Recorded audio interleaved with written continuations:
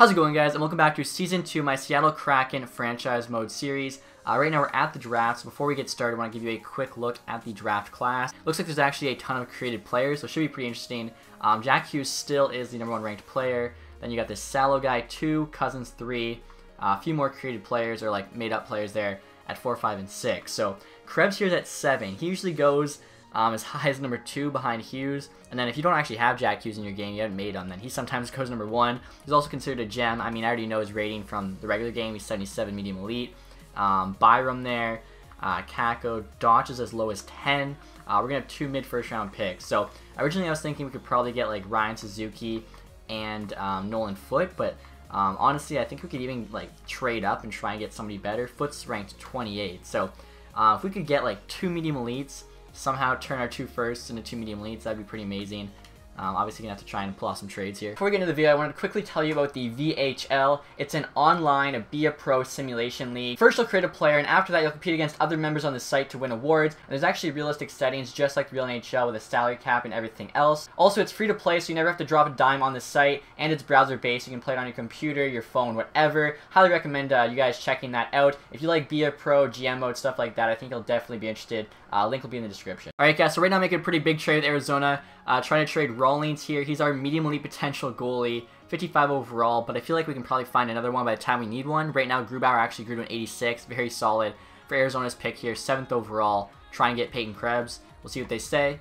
Trades accepted. Okay, there we go. The timer was going too, so I was really worried they're going to make that pick. As you can see, the top 6 went exactly as Central Scouting had it. This Salo guy here, 84 overall out of the draft, medium elite. Jack Hughes is an 80 with high elite. So he still probably will end up being better, but I can't believe created player 84 out of the draft. I think that's the highest I've seen yet. You got an 81 there and then 2 80s. Like, that's unreal. So like I was saying, obviously we're going to take Krebs. We know he's a 77. He's the highest rated out of the draft from the remaining players. Also, he's a gem. So we'll just kind of, you know, do a little nod to our scouts. He's actually a 76. I've seen him grow as high as 77. I guess he had like a slightly down year. We do know though he has medium elite. And also trying to make a trade here with Anaheim as they have the 9th overall pick on the block. So that would give us one of Byram or Dodge. Set us up really nicely with Krebs as well. We're still keeping our 2 late firsts, so 4 first round picks in total in this year's draft. Offering them Broussard here and a 2nd in 2020. They want both. Honestly, I don't mind if like next year it's a bit more of a rebuilding year. I just didn't expect us to do so well the first year. Broussard 2 is kind of old. Looks like Colorado just made their pick and they got Byram. He's only a 75 though, so he's 1 below what he usually is. I don't know why it canceled out our trade there. Alright guys, so let's see what Anaheim says to this offer. And trades accepted, there we go. So it does kind of suck. Colorado took Byram. That's actually who I was hoping to take, but taking Dodge here. Actually, we could even go Kako. They're both medium elite. Kako's a 74 winger, Dodge is a 72 center. So like I was saying, I think we go Dodge here, even if Kako is 2 overall higher out of the draft. We already have so much good winger depth. Dodge just makes, you know, our center position that much stronger. Plus, him and Krebs both from WHL, so kind of a cool connection there. I like those 2 top 10 picks. Yeah, 72, he's got medium elite. I mean, look at that. So we gave up Broussard, we're rebuilding, and then we gave up that goalie. We have Grubauer, we got Krebs and Dodge. Not too bad, especially the fact we're able to keep our 2 late first round picks. So pick number 22. I'm wondering if we can get Ryan Suzuki. Marchenko, 76 out of the draft. This dude's 77, but medium top 9. So he's very like NHL ready, but not very much potential, according to that at least. This dude's an 80. Turakov. Thorson here's also an 80. This dude, though, we're pretty sure is a medium 70. That's got to be wrong. Like, he's got to be at least top 4. This dude's an 80. They think he might be elite, but like, that's crazy. This draft's absolutely stacked. Chicago here took Suzuki, and then right after that, 2 80 overall players, like NHL ready. Buffalo there, the 65. Colorado had 2 first round picks as well. I forgot that. And as you can see, Kako is actually a 75. So Dodge was 72 like I thought. Kako was 1 higher. So, I mean, maybe we should have taken him. I still think I like taking the center. These 2 defensemen, though, both 80, were actually better than Byram, I guess. That's insane. Like, this draft's already really stacked from all the real-world prospects. And EA made it even more stacked by adding a bunch of sick, made-up players. So, should be interesting. This wasn't the case in, like, my Cup or Bust. They didn't actually add any players. At least none that good. Till the 2019 draft. Robertson here I know is top 4. Kildre there is guaranteed top 4. I'm wondering if maybe we know about an elite player. Okay, this guy here is medium elite. Whew. 86 though. Vishnevsky. Do we take him now? Like, we could wait because he's ranked 86, but guaranteed medium elite, I feel like there's no reason. We have another pick. No reason. I'm not going to let like another team that knows how good this guy is let him go. 69 of the draft with medium elite. Okay, so 3 medium elite players so far in the first round. We're crushing it. And next pick here is 27. Robertson there, I'm like almost positive is top 4. Looks like a bunch of top 6. So next pick here is 27. Probably go Nolan Foote. He gives us a medium top 6. There's a chance this Hornqvist guy is medium elite, but same odds of this Kostitsyn dude, and we could actually take him. So just going to hope, I think, that the Hornqvist guy is not medium elite. Don't really have enough information. I'd rather go on the sure thing here, Nolan Foote, medium top 6. Like, our prospect pool is so sick. So Buffalo drafted that Hornqvist guy I was looking at. He's 63 out of the draft. So, I mean, probably not medium elite. Like, he could be, but if he was higher rated, it would make me think so even more. Looking at the second round here, obviously the ratings, a lot lower rated guys. We don't know, too, if the potentials are accurate. Like, I'm really curious about those 2 defensemen. I kind of want to remember their names and look at their... Just kind of look into them later on. Because I've never seen anything like that. Thoresen and Turikov, defensemen on Buffalo and Minnesota, both 80s out of the draft. The one we're almost positive is a medium 7th. Like, that would be so weird. Basically, he's just NHL already out of the draft, but never going to get better. Like, I don't know if that's even... If there's, like, a player I can even think of like that. So, anyways, pick number 27 now in the second round. I still can't believe 280 defensemen. I would have definitely liked one because I missed it on Byram. Apparently, there might have been a better defenseman. Moen here, low top 4. I think we can do better than that in the second round. That elite defenseman might still be here. Okay, he got drafted. 2 guaranteed low elites. That guy's got a face, so I would know if he was medium elite. Wenlin, I mean, it doesn't probably make sense based on when they're supposed to go. So, maybe do we take the low top 4? Low top 4 is not bad. Like, there's a chance he becomes good. For 61 overall, okay, we'll take that. And we now have a late pick in the third round.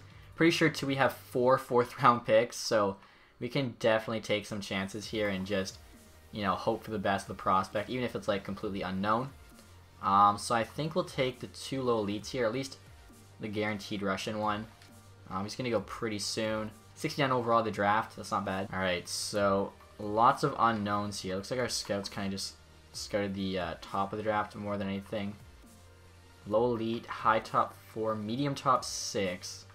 We do need a defenseman though, so let's take a chance here on this dude. And 66. Oh yeah, I guess it doesn't tell us the potential. We're gonna have to wait and see, but 66 is not bad. Like, the higher the rating, you'd think the better the player, although that isn't always the case.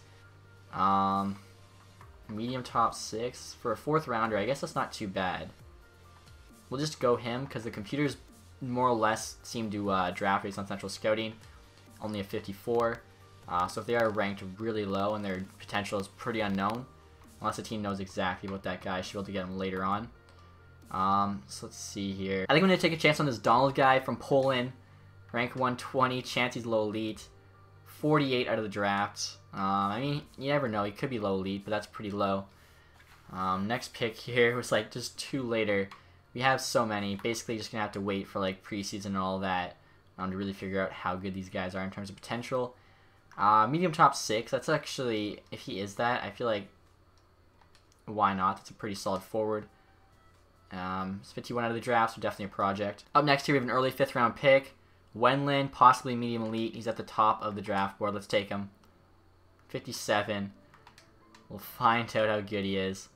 Looks like we have another 5th round pick here. Wilson, I was thinking about taking. I'm pretty sure I took him though in one of the Cup or Bust, and he wasn't that good. I forget what his potential was. Let's see. High top 4. Better chance of this guy's medium top 6. Our scouts though, or that's previous CS ranking. Scout ranking 194. This guy's 175. Let's do it. Long there from Denmark. 46 is another definite project. 6th round, now I want to take a chance on a goalie. This dude's guaranteed medium backup, which is okay, but I'd rather take this dude who could be better, because we're not for sure he's a medium backup. And he's 56, which for a goalie is honestly not too bad. Would love if he's even just got starter potential. And final pick now in this draft, honestly, Even if like all the potentials aren't good, but they're like just kind of close, this draft we cleaned up. Let's see here. Ooh, there's really nothing. This goalie's honestly got the best potential. So, do I even want a backup goalie, or would I just rather take a chance on someone completely unknown? All right, so I started by central scouting. I'm gonna take this Lilja guy here. I'm not sure if he's real or not, but he doesn't have a player profile, so chances he might not be. Completely unknown. The guys that do have player profiles are probably all like AHL potential.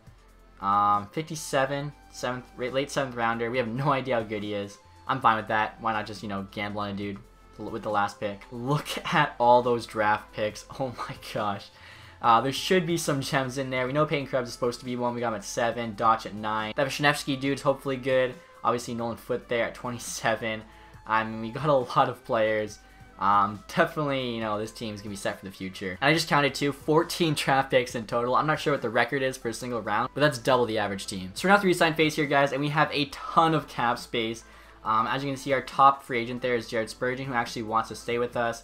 Same goes for Nemestikov and Burakovsky. And one thing too, I was wondering what we're gonna do now with Brassard gone, who's gonna be our first line center? Well, Milroy, he was our top pick in last year's draft, is a winger, but I was checking his stats. He's actually got 80 faceoffs and 87 defensive awareness, so I feel like he could definitely play center. So I might make that position switch for him, as we're really stacked on the wing.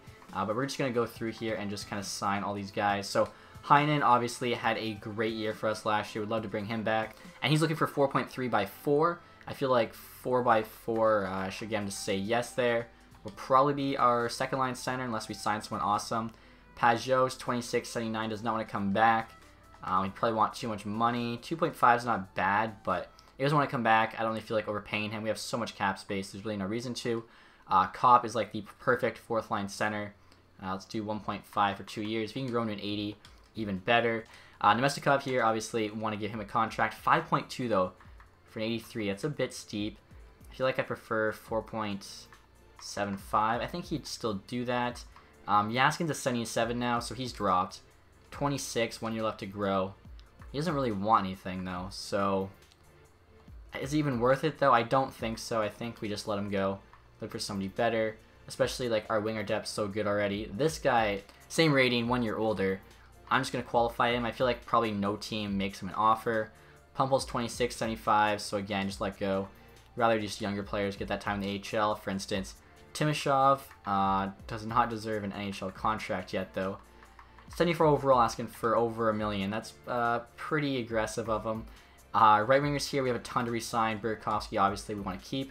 82, he wants 4.8. Only goes down to 4.1 for the 1 year. Do like 4.25. I don't think we have the cap space, but still.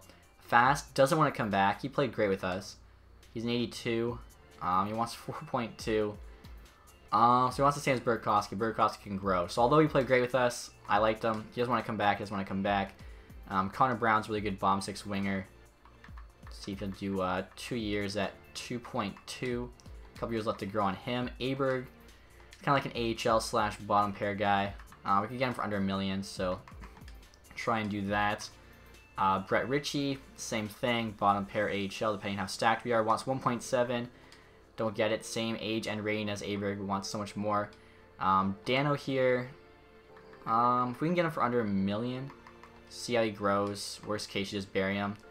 Barber here, we probably don't need anymore. Just kind of like an AHL ad. Defense here, obviously want to bring Spurgeon back. 4 years, 5.5. Let's try 5.3 there for 4 years. I feel like he'll say yes. Ekholm's an 82 now, I noticed as well. Alexiak, Dotchin, and then Juice is a 77. I don't know how he dropped. I thought he was having a pretty good year. Dotchin wants 2x2. So there's 2 years left to grow. We'll see if he does 1.75 by 2 years. Juice, we might have to trade. Like, I don't know what's going on there. And I think everyone else made offers on. Goalies here, Grubauer, like I was saying, now an 86. That's awesome. Corby Salo. Sparks, obviously, gonna have him start in the AHL. See what happens there. Probably able to get him for under $1 million, 950K. Vlader's the backup. Sandstrom, I'm just gonna let go in case there's like a better, younger goalie. So hopefully everyone says yes. We have a lot of contract spots, like almost $50 million in cap space, which is ridiculous. See who's available, I guess, once free agency hits. So we're now to free agency period. Everyone made offers on accepted. A few of them we had to like give an extra 200K to or whatever. We have 27.7 million. Nicholas Backstrom is available. that would be a big time free agent to sign. Chris Kreider, again, we don't really need. We have a good winger depth. Montour is an RFA. I think we have to give up a first-round pick to make that happen, so maybe we can trade for him instead. Yanni Gourde's available. Could have got him in the expansion trap. Took Strawman instead. Pishik there. Fast, Hayes, Coyle, Spooner. Okay, so I think I want Backstrom, Montour. Really, that's Backstrom and Montour is kind of it. Let's check goalies here just out of curiosity. Markstrom's the best one. He's now in 85, so I guess he had a somewhat decent year for Vancouver. We'll check by potential. So that's true. We really don't know. You can't like see now kind of like the really good players that got missed in the draft. You won't know, I guess, until you don't scout free agency. So I don't know. Maybe eventually you just kind of can see they get better. All right, guys. I'm also checking two-way skaters with high potential. Obviously, it's a lot harder now as all these potentials are accurate. For instance, Brisebois here, 21-71. They think medium top 4. I don't think it's that good. Luckily, we have a ton of contract spots, so I could give him like a 1-year deal, and then we'll find out kind of how good he is. I feel like I should know, but honestly, I just forget. But 71 at 21 is pretty good. Like, you can see 25 and 71 right there. 23 and 65. Like, it's not too bad. Peterson here even, 21 and 69. Medium top 9. Like, we can get them on 1-year deals, 750K. Let's see how they do in the AHL. Like, I think it's worth it. Spencer Watson, I know, is a beast in junior. I think he's got low top 9, so maybe he grows for us in the AHL. And I see here that Bergman's actually available. 23 years old, 73 overall. He's got medium top 6. Give him the max offer here. See if we can steal him away from Ottawa. I'm assuming they match that. Don't really know why they wouldn't. And this Bernhardt guy here isn't too bad either. 21-62. Low top 6. So we'll give him like 750K for 2 years. Hopefully he says yes. And like I was saying, I want to make an offer on both on Backstrom, and then I guess it's kind of it, and then try and trade for Montour. I don't really want to get my first round pick because we might be bad. Even signing Backstrom. We have so much cap space. We can afford to get him here. I think like Backstrom and Carlson's are like going to be our new face of the franchise. Both Swedes. 3 years. He's 34. Or actually, he could even be 33 because 31 this year if he's already had his birthday. 32, 33. $9.5 million. I think we can afford to do this. Like, how much cap space do we have? 27. Yeah, we'd still have like 18 million after this. We should be okay. And I actually just saw that Duclair was available. He's 23 years old, 80 overall with low top 6. So we can definitely continue to grow. Even though we have the wingers already, we could use a couple more. And I feel like give him a shot, give him some ice time, and he'll become even better. And I just saw too that Jordan Smoltz is available. 25 years old, 77 overall. He's got medium top 4, wants 1.5. That would cost us, we don't have the picks. I think it would cost us like our 3rd. Is there a way to make it so like it costs us our 2nd, or is that actually costing us our 2nd? Okay, we could just offer 1.25, which is like the max you can offer without giving up a pick. And if he says yes, maybe they don't have the money. Alright guys, so I also see that Kurdile's available here. He's 25 years old, 78 overall, with medium top 9. I've seen him get up to like a low 80. So I'm going to do a 1-year offer here of $1.5 million. Worst case doesn't grow, and it's just like a 1-year failed experiment. Best case, obviously, becomes a good player for us. Alright guys, so Brandon Montour is actually on Winnipeg right now, not Anaheim. I guess they made a trade. I'm offering them this Donald dude who we just drafted, low lead potential. I basically have to offer them somebody that doesn't have a contract because they can't take any money back. Along with a 3rd in 2020, which is actually Washington's. I figure they'll probably be a late 3rd anyway. They want it. We'll see what they say. I think the value is about equal here. Trade rejected. Okay. I thought that was pretty fair. We have 2 fourths. We're going to be, I don't know how we're going to be. I could throw in the New York 4th, I guess. Still have a good amount of picks, 2020. We'll see what they say to this. There we go. So Brandon Montour there for pretty much free. I think it's an awesome deal. As you can see here, Spencer Watson accepted our offer. Same with this Peterson dude, Bernhardt. Obviously, the big name we're waiting back to hear from is Nick Backstrom. Duclair accepted, though. That's pretty awesome. Schmaltz rejected. I thought it might be a little bit cheap, but that was the only way to do it without giving up a pick. Bergman accepted as of now. Kurdile. Brisebois. If Backstrom accepts, like, we're going to be an interesting team. There you go. Backstrom accepted. I mean, we gave him a lot more money than everybody else. We still probably have $15 million in cap space, which, like I said, we already have so much winger depth, and really the only good free agents available are wingers, so don't think we're going to sign any of them. Okay, our offer on Bergman was matched by Ottawa. I kind of figured it would be. That's alright, though. So we're going to be a fun team. We have, like, good offense, pretty good defense, with Carlson at the head of it. Speaking of defense, Rangers just offered us Stahl for 4th. I'm saying no. You have to pay us a 4th round pick to take him back. So yeah, I think more or less team's done for the offseason. Just have to kind of wait and see how everybody grows. As you can see there, yeah, we have 16.5 million in cap space. We'll sign Montour though, so we'll have a little over 10 million. Just looking at who's available, I don't think, yeah, it's worth signing any of these guys. Alright guys, so it's the end of summer now, and I offered Jordan Smoltz $975K for 1 year, and for some reason St. Louis said they're not willing to match. I'm guessing they have like the max contracts, and it's not actually about the cap space, but just got him for free, which is pretty awesome. If you guys were worried about the captaincy after losing Brassard and Pajot, obviously Carlson's still wearing the C. I gave Spurgeon an A. I want one of the players from the TacTixHD draft to have one, as well as Backstrom, our big free agent signing. And as you guys can see here, going into this season, our team status is hopeful. So I'm going to show you guys the lines right now. We could be really good. We could also be really bad. I guess, you know, we are a hopeful team. We'll see what happens. So first line here is Fiala, Backstrom, Milroy. I was saying how I was going to make Milroy a center, but I mean, rather have him playing first line, I think, for right now. See if he keeps growing, especially with Backstrom. Feed him the puck. Second line here, you have Burakovsky, Heinen, and Nemestikov. Third line is Duclair, Kurdile, and Brown. And then fourth, there's Ritchie, Kopp, and Aberg. So it's not too bad. Defense, you have Spurgeon, Carlson on the top pair, Montour and Ekholm on the second pair, and then Alexiak, Schmaltz there on the bottom. Schmaltz is actually 79 now, so that's good to see. Goalies here, Grubauer starting, still at 86. Korpisalo backing him up, now at 82, so pretty solid goalies. In the AHL here, we got Lear, Frost, and Dano as the first line. I'm hoping Frost, 73 overall, medium top 6, can tear it up with like some guys that should be in the NHL on his wing. We then have Spencer Watson there with Audette and Timashov on the second line. Third and fourth line are pretty average for the most part. I do have Lear on the trading block right now, so we'll see if we can move him since we really don't need him in the AHL. And I wouldn't mind Timashov getting first line minutes. Similar situation here on the defense. We got Juice and Dodson as the top pair. Just kind of our 7th and 8th best D-men. Have them on the block, see if we can move them. Englund there with Wisniewski, who's got medium elite potential, so love to see him grow. Brisebois and then Nick Lishin on the bottom pair. Goalie, of course, Sparks there is our starter. Currently a 79. I'm hoping he can at least get to like an 80 by the end of this year when he stops growing. That way he could be our backup if we lose Korpisalo or whatever, and then back him up there as Vlader. So excited to see how this team does. I'm happy if they're bad and we can get a hopefully lottery pick that turns into Jack Hughes, or if they're good and we're in the playoffs again. Either way, we'll react accordingly. And right here, guys, our first look at the draft class for 2020. Obviously, the Frenier ranked number 1. Byfield's actually ranked 3. Usually he's 5 or 6, so maybe he had a really strong year, his first year in the juniors. And hopefully the Frenier is higher than a 76 in this.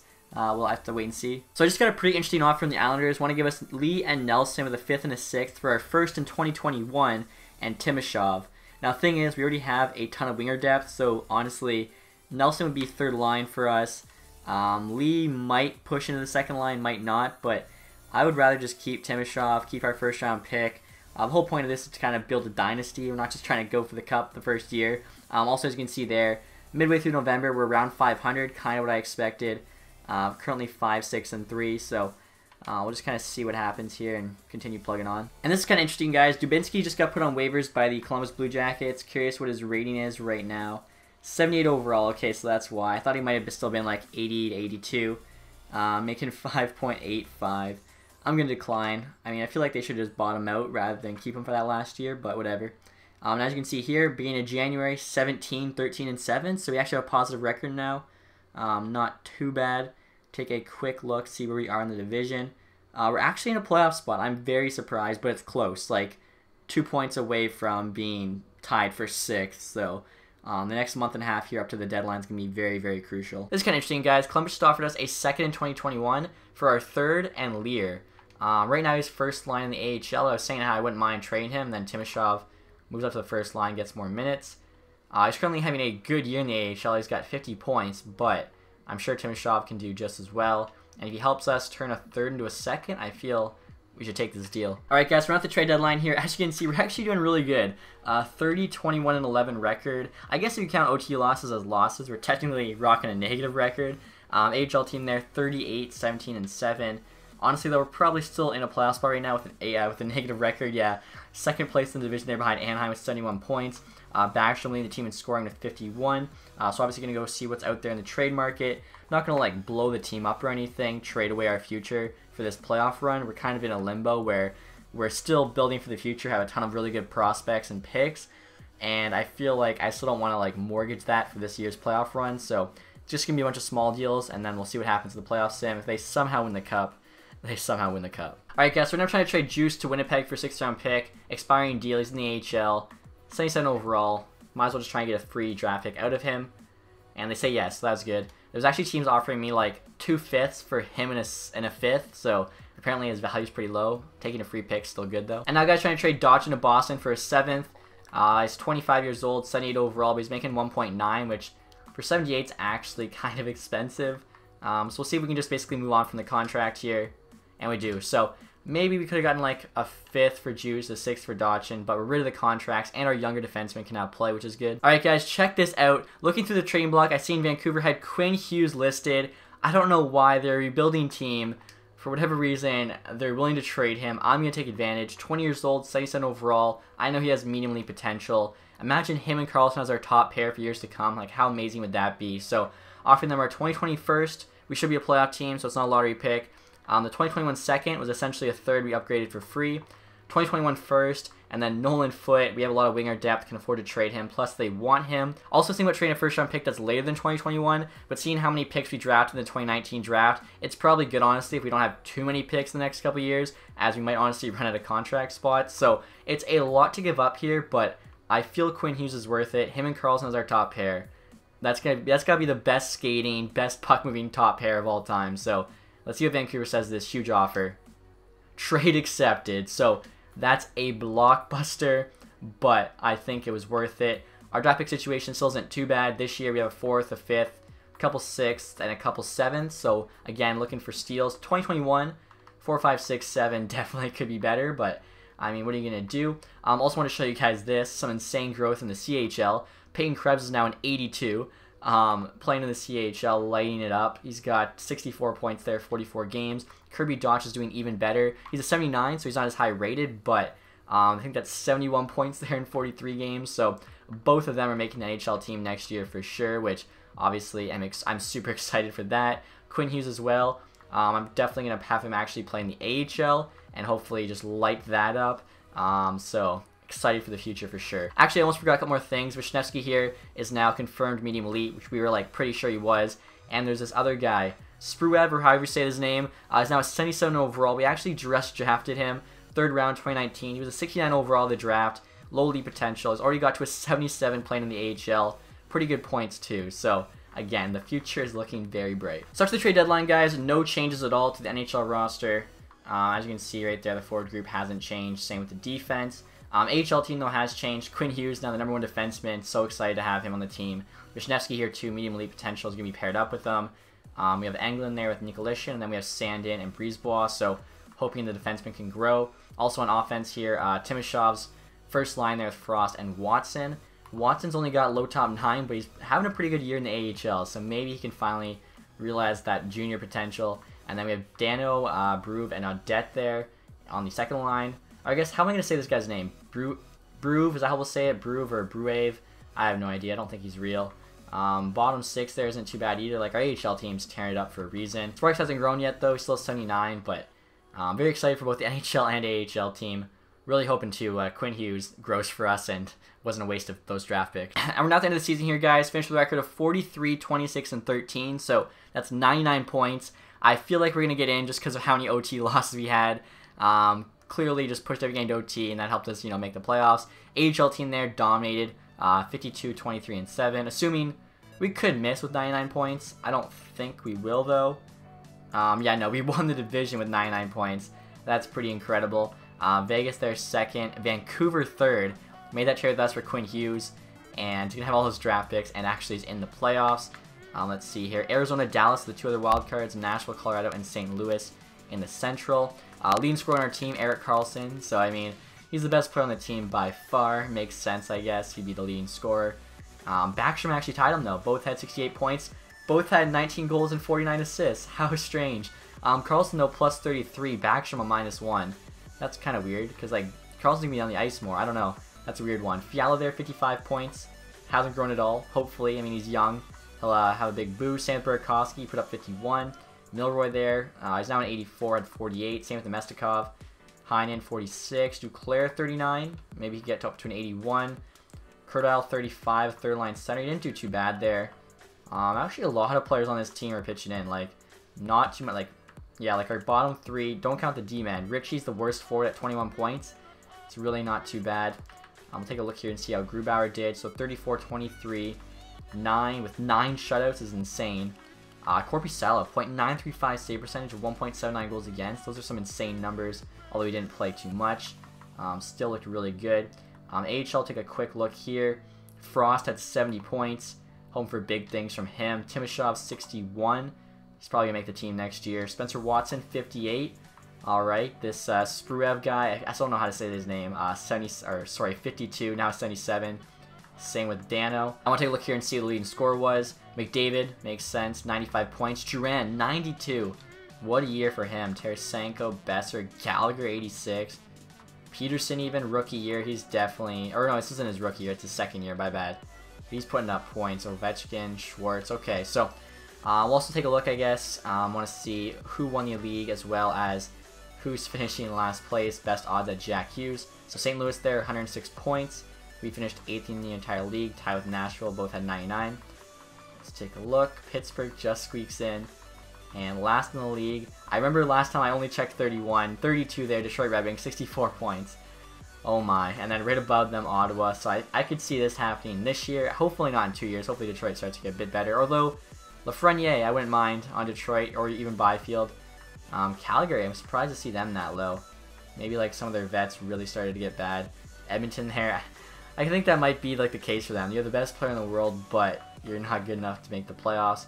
I do have them, I think, getting like 8th or something this year, but basically just a McDavid factor for me. So we'll see who we play here in the playoffs. Hopefully can make a run. I mean, we're in the playoffs, might as well go for it. We don't have our first round pick either, so no reason to be bad. So in the first round, guys, we're up against the Arizona Coyotes. Pretty sick first line there. Keller, Galchenyuk, and Perlini. Second line's Fisher, Stepan, and Kolosov. He's one of the guys from like the redo 2018 draft. Grabner, Dvorak, Krause in the third, and then Aston Reese, Merkley, and Upshaw in the fourth. If you're wondering where Dylan Strome is, when I was actually looking through the trading block, I saw he was on Toronto. Pretty sure they traded Liljegren for him as they no longer held Liljegren, so makes sense as a 1-for-1, probably similar value. Chitra and Jolverson's the top pair. They have actually Ekman Larson on the second pair. That's interesting. Goligoski and Stewart, so their defense isn't too bad. Grice is the starter. Ranta backing him up. I'm assuming that's just how it is for this day. I'm sure Ranta will be the starter, but Ekman Larson on the second line is very, very strange. Personally, I think our team's better. I think we have the best forward, I think, of both teams with the Backstrom. We have the best defenseman with Carlson. We have the best goalie. We have a decent amount of depth. Bottom 6 is probably similar. So let's see what happens here. They actually beat us the last game of the regular season 3-2. But that's okay. Regular season doesn't matter. It's all about the playoffs now. So first period here. Aberg and Carlson start us off nice. 2-0 lead. And then the third period, wow. They force OT. And they make the comeback. Clayton Keller, are you kidding me? I thought we for sure had him with that 2-0 lead going into the third. We blew that lead at home too, which kind of sucks. So hopefully we can at least split games here in the first two. Nothing in the first period. And Aston Reese there gets one. Here we go. Spurgeon ties it up. And we get an OT hero for ourselves. Milroy there. Okay, so tied it up. Back-to-back OT games. Look like it's going to be a very close series. I don't mind that. Heading to Arizona now. So first period, game 3. Big period for us. Fiala, Brown, Milroy all score. So 3-0 lead. Nemestikov adds one. And Keller gets one, unfortunately for them. Not quite enough. So big 4-1 lead there. Third game is pretty crucial. Sorry. Gives us the 2-1 series lead. Now it's like we either take complete control if it's a 3-1, or if we lose, it's still all tied up. We basically go to a best of 3. So see what happens here in game number 4. Okay, 3-1 lead for them. Fisher gets a couple. We climb back, though. Brown gets one. Perlini gets one. And nothing in the third. Okay, so yeah, this is a tight series. 2-2 after 4. Still, though, a few games left here. Boys just got to dig deep here and believe in themselves. I don't know. Find a way to pull through here. So game number 5, back at home. 1-1, Perlini, Fiala. Period 2, they get 2 goals. Perlini and Upshaw. Come on, big third period. Milroy gets one, unfortunately, that's it. So fall 3-2 in game number 5. Have to win back-to-back games now. I mean, it's pretty crazy. Our expansion teams made the playoffs back-to-back years in its first 2 years. And we have a ton of good prospects in saying that, but I'd love to win a series here. I don't think we won the series last year, so here we go. First game. or sorry, first period, 6th game. Nothing in the first. They outshot us by a lot. There we go though. Spurgeon Milroy for us, Eklund Larson for them. Are you kidding me? Eklund Larson again ties it up, forces OT. We need a hero here. Clayton Keller again in OT. And that's it. 6-game series, 4-2 series loss. First in the Pacific Division, or sorry, second in the Pacific Division, and we blow it there against the Coyotes in 6 games. That sucks. Also, I just noticed too, our AHL team lost in the first round. Best of 5, they go down 3-2. I'm pretty sure they were first, like, in their entire division and everything. I gotta check this now. Looks like it might have been 2 essentially basically playoff busts. Okay, no, we were second there in the division, 111 points, but we were 6th in the league. Like, probably should have won that series. And as you can see here, Backstrom had a point per game for us in the playoffs, 6 assists in 6 games. Fortunately, that just wasn't enough. So we'll send to the draft now, see who won the draft lottery, all the awards, and that'll be it. And right here, guys, our last look at the draft class. So Lafreniere here, obviously still ranked 1, highly potential. Only 82 points though in his draft year. Similar style, Patrick Kane, this Yui dude. It's a lot of points in the QMJHL. Jeez. What is that, like 107? Patrick Kane as well. Byfield put up 68. And no similar style, okay. Walker there, medium elite. Zdeno Chara, the 6'3" D-man. It's very interesting. Oh my god, check this out, guys. How crazy are these draft lottery results? Edmonton again picking 1st overall. They get Alexis Lafreniere. So it's been 5 years since they got McDavid. Now they get Lafreniere. Potentially the best prospect since McDavid. Ottawa picking 2 and 3. So the Carlson trade doesn't look too bad now. That 2021st turns into 3rd overall for them. I don't think San Jose was the 3rd last team. No, they weren't. It was like Arizona, Detroit, and it wasn't San Jose. I forget who it was. So they got lucky and got the 3rd overall, but obviously Ottawa owns the pick. And then Ottawa there also gets 2, so they'll get Byfield and somebody else.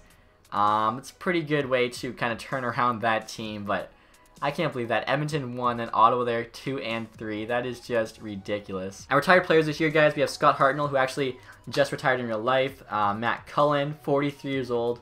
Dude just grinds. Gianta, Jokinen, Derek Roy. So really no one too crazy. We'll see if Luongo or Lundqvist retires. Nope, they're still kicking. Niemi, McElhenney. That is it for goalies. And right here we have Kevin Porter and Ben Lovejoy as retired players becoming scouts. So really no too great of players becoming scouts there. But like I was saying, I really like that feature. As you can see here, Stanley Cup champions are the Dallas Stars. Kind of surprised, honestly. Like I was saying in my predictions video, I feel like they don't have the depth, but maybe in two years they will. So they went 6 games there against the Blues, 5 against the Avs, best of 7 against Arizona. So Arizona actually made it all the way to Stanley Cup final, or sorry, Western Conference final, and then they beat Pittsburgh there in a 6-game series. Penguins beat Boston in 6, swept the Leafs in the 2nd round, then went 7 games there with the Blue Jackets. Kind of cool. So we'll check the awards now. Maybe we got one. I don't know. Obviously didn't get any of the team awards, player awards. McDavid gets the Art Ross and the Hart. James Norris goes to Erik Karlsson. That's pretty awesome. This is actually his first time winning it in 5 years. Can't believe like it's been that long for him. Lady Bang Duran, Calder there, Peterson. Okay, so never mind. That was his rookie year. They must have had him in the AHL last year, and he just went off. Conn Smythe, Tyler Seguin, Vezina there, Pecorine. So he's still good at this age. You also got the William M. Jennings. Bill Masterson there goes to Petrovic. Kopitar with the Selke. McDavid also got the Ted Lindsay and the Maurice Richard. I always forget to check the goals. McDavid's always leading. We'll check AHL team awards here. I don't believe we got any. Charlotte Checkers there won the Calder Cup. No, we finished like 5th. So yeah, I'm not going to have any of those. Player awards. Greenway, most points.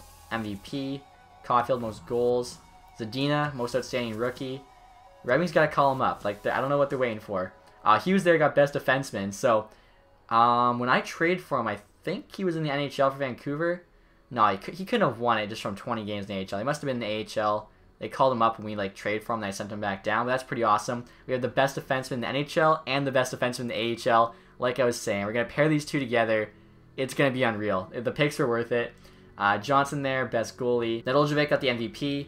Zadina also got sportsmanship. Akerstrom, community involvement. And then Wilcox there got the lowest goals again. So I am very excited for the future of this team. I mean, we have so many good young players. We got the best NHL defenseman, best AHL defenseman. I mean, Payton Krebs is an 82, tearing up junior. Kirby Dach is also carrying up junior. So the fact that this team's making the playoffs with that bright of a future is pretty insane. I said I wanted to at least tie the record for most consecutive Stanley Cups, which is Montreal with 5. We got 8 years left here, so we have to win 5 straight in that time. It's possible. Like, we have a good future. If we can get some of these guys long-term contracts that aren't too expensive, maybe we can pull it off. But obviously, guys, stay tuned for the next episode. See what we can do. Hopefully you enjoyed this one as well. If you did, leave that thumbs up. Also, if you haven't subscribed yet, please do that. Thank you guys for watching. Have a nice day. Goodbye.